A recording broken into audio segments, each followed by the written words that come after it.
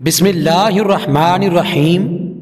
ایک آدمی جو بتوں کا پجاری تھا وہ ایک جگہ بیٹھ کر یا صنم کی تسبیح پڑھ رہا تھا۔ وہ یا صنم کہتے کہتے رات کو تھک گیا تو اسے اونگ آنے لگی۔ جب اونگ آئی تو اس کی زبان سے یا صنم کی بجائے یا صمد کا لفظ نکل گیا۔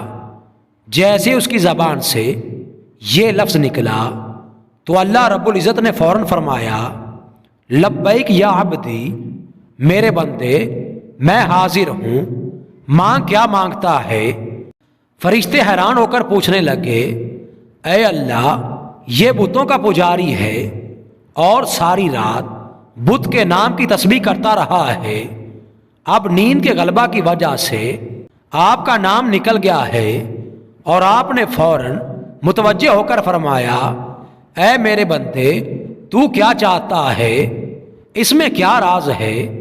اللہ تعالیٰ نے فرمایا، میرے فرشتوں، وہ ساری رات بتوں کو پکارتا رہا اور بتوں نے کوئی جواب نہ دیا۔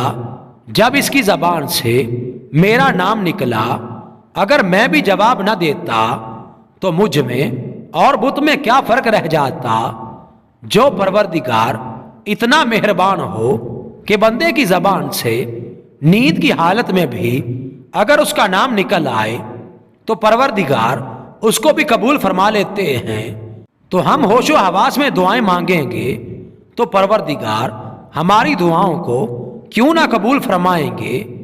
دعا ہے کہ پروردگار عالم ہمیں اپنی سچی محبت عطا فرما دے اور موت کے وقت ہمارے پاس ایمان کی نعمت سلامت رہے اور قیامت کے دن نبی اکرم صلی اللہ علیہ وآلہ وسلم کے جھنڈے کے سائے تلے حاضر ہو جائیں۔